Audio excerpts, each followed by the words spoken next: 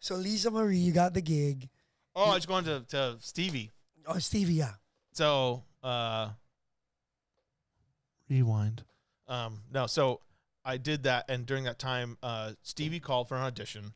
I went, and 2003. 2003, and I practiced, and I got all the stuff together, and went there, and they're having open auditions at Center Staging again, and I go there, and I did really well. And they're like, "This is good. Come back." Here's my question with regard to that. Yeah.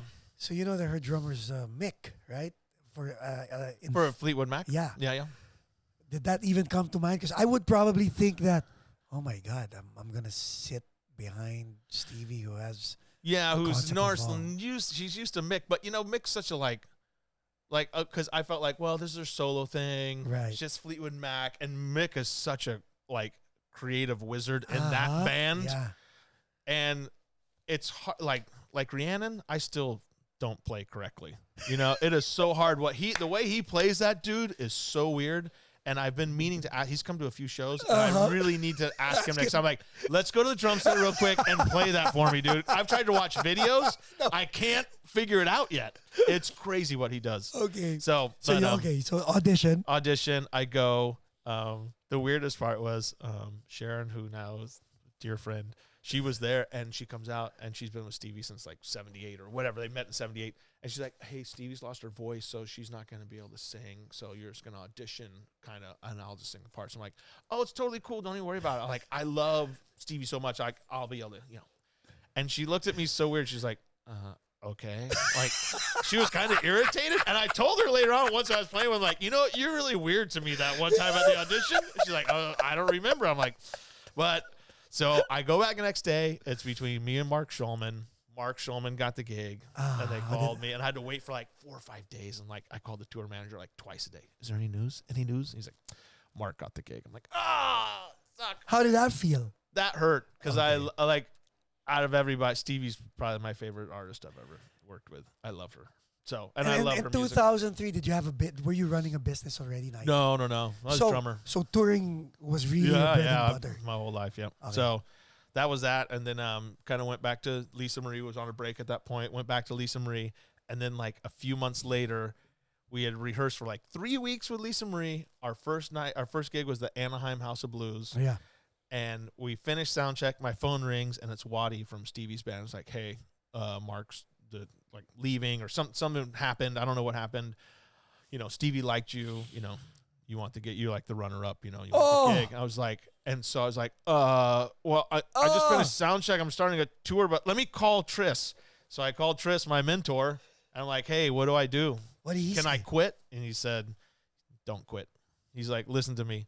You get that reputation of leaving an artist on the first day of a tour to go with a bigger artist. He's like, you'll never live that down. Integrity, no? You will. That will go with you. Yeah. He's like, I understand. It's hard. It's less money. It's with an artist that's not well known and all that stuff. But he's like, Drew, you do that. Believe me, your reputation, that is not easy to erase, and that will be with you forever. It doesn't matter who the artist is. Oh, it's big name, little name. You don't do that. God bless Tris. So, yeah, and so I had to call Waddy back. One of the hardest phone calls, literally, turn down Stevie Nicks. Hey, yeah, I can't do it. He's like, okay. Did you say we're even? No, yeah.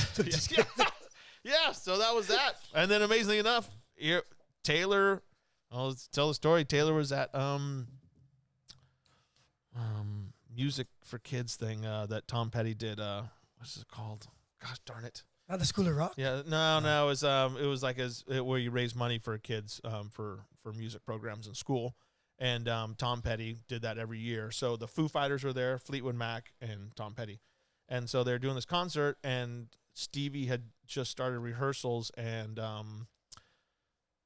who was playing for Stevie at the time? Oh gosh, I can't believe, dude. So this is the problem with having a production company, and Kurt, come on, Kurt.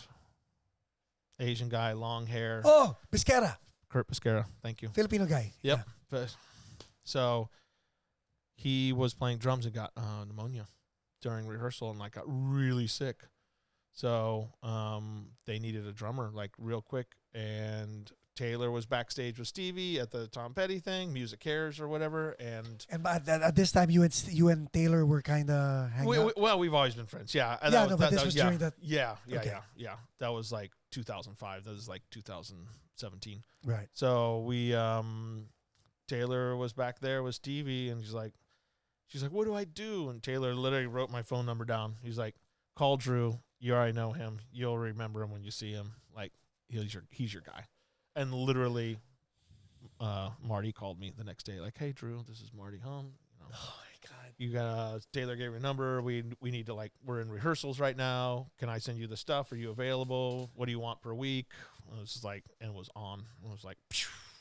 And I went in there, and then I was just supposed to cover like the first 3 weeks of that leg until Kurt got better or whatever was happening, or Jimmy. I don't know. I never asked because it wasn't my business. Right. I was just in there to cover. Yeah. And we finished up that leg, and Stevie came in and was like, you're not going anywhere. I'm going to keep you. I was like, sweet.